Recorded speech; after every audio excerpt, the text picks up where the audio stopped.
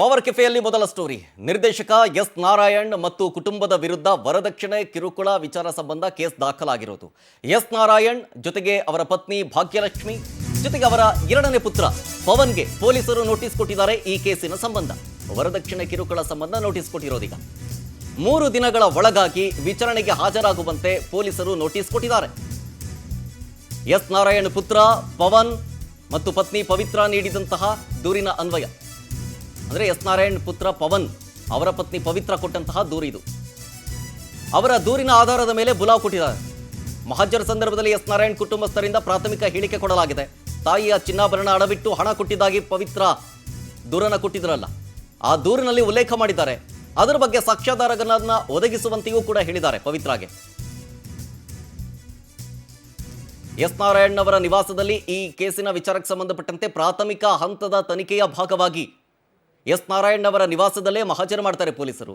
ಮಹಜರು ಮಾಡುವಂತಹ ಸಂದರ್ಭದಲ್ಲಿ ಎಸ್ ನಾರಾಯಣ್ ಕುಟುಂಬಸ್ಥರಿಗೆ ಈ ಕೇಸಿನ ಸಂಬಂಧಪಟ್ಟಂತೆ ಪ್ರಾಥಮಿಕವಾಗಿ ಹೇಳಿಕೆಗಳನ್ನು ದಾಖಲು ಮಾಡಿಕೊಂಡಿದ್ದಾರೆ. ಜೊತೆಗೆ ಪವಿತ್ರ ಅವರು ಒಂದು ಆರೋಪ ಮಾಡಿದ್ರು, ಮದುವೆಯ ಸಂದರ್ಭದಲ್ಲಿ ನಾವೇ ಮಾಡಿಕೊಟ್ಟಿದ್ವು, 1 ಲಕ್ಷಕ್ಕೂ ಅಧಿಕ ಮೌಲ್ಯದ ಚಿನ್ನಾಭರಣಗಳನ್ನು ಮಾಡಿಸಿಕೊಟ್ಟಿದ್ದು ನಾವೇ ಮದುವೆ ಮಾಡಿಕೊಟ್ಟಿದ್ದು ಅಂತ. ಅದಾದ ಮೇಲೆ ಒಂದು ಇನ್ಸ್ಟಿಟ್ಯೂಷನ್ ಓಪನ್ ಮಾಡೋದಕ್ಕೂ ಕೂಡ ತಾಯಿಯ ಚಿನ್ನಾಭರಣವನ್ನು ಅಡವಿಟ್ಟು ಹಣ ಕೊಟ್ಟಿದ್ದೀನಿ ಅಂತೇಳಿ ಪವಿತ್ರ ಅವರು ದೂರನ್ನು ಕೊಟ್ಟಿರ್ತಾರೆ.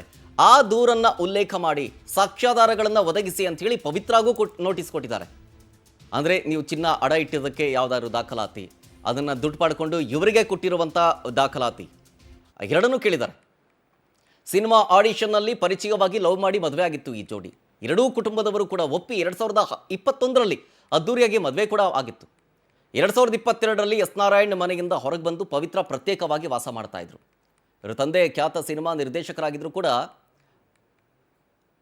ಪವನ್ ನಾರಾಯಣ್ ನಿರುದ್ಯೋಗಿ ಆಗಿದ್ರು. ಮೊದಲಿಗೆ ಸಿನಿಮಾ ಡೈರೆಕ್ಷನ್ ಬಗ್ಗೆ ಆಸಕ್ತಿಯನ್ನು ಹೊಂದಿದ್ರು. ತದನಂತರ ಯಾವುದೋ ಇನ್ಸ್ಟಿಟ್ಯೂಷನ್ ಓಪನ್ ಮಾಡಬೇಕು ಅಂತೇಳಿ ಇವರೇ ದುಡ್ಡು ಕೊಟ್ಟಿದ್ದಾರೆ ಅಂತ. ತದನಂತರ ಈಗ ಮತ್ತಷ್ಟು ದುಡ್ಡಿಗೆ ಪೀಡಿಸ್ತಾ ಇದ್ದಾರೆ ಅಂತೇಳಿ ಆರೋಪ ಮಾಡಿ ಕಂಪ್ಲೇಂಟ್ ದಾಖಲಾಗಿರೋದು. ಡೀಟೇಲ್ಸ್ ಕೊಡ್ತಾರೆ ಇದ್ರ ಬಗ್ಗೆ ನಮ್ಮ ಪ್ರತಿನಿಧಿ ವೆಂಕಟೇಶ್ ಲೈವ್ನಲ್ಲಿ.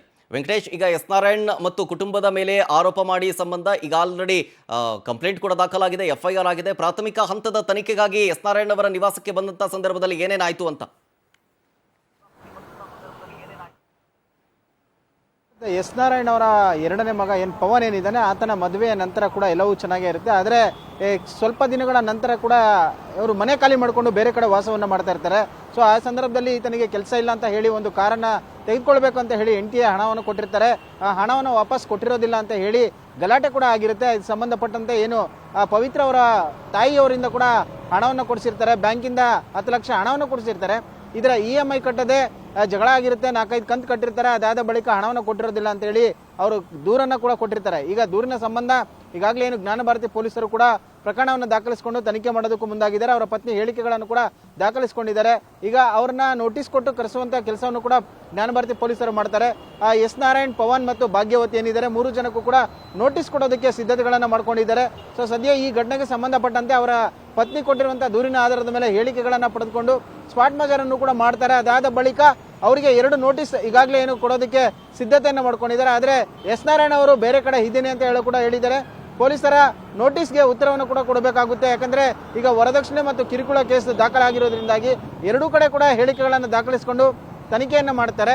ಈ ದಾಖಲೆಗೆ ಸಂಬಂಧಪಟ್ಟಂತೆ ಅವರ ಪತ್ನಿ ಏನಿದ್ದಾರೆ, ಆರೋಪಕ್ಕೆ ಸಂಬಂಧಪಟ್ಟಂತೆ ದಾಖಲಾತಿಗಳನ್ನು ಕೂಡ ಕೊಡಬೇಕಾಗುತ್ತೆ. ಸದ್ಯ ಪೊಲೀಸರು ಈಗ ಈ ಕೇಸ್ಗೆ ಸಂಬಂಧಪಟ್ಟಂತೆ ಮುಂದಿನ ಹಂತದ ತನಿಖೆಯನ್ನು ಕೂಡ ಚುರುಕುಗೊಳಿಸಿರುವಂತಹ ಶರತ್. Thank you Venkatesh ಡೀಟೇಲ್ಸ್ಗಾಗಿ.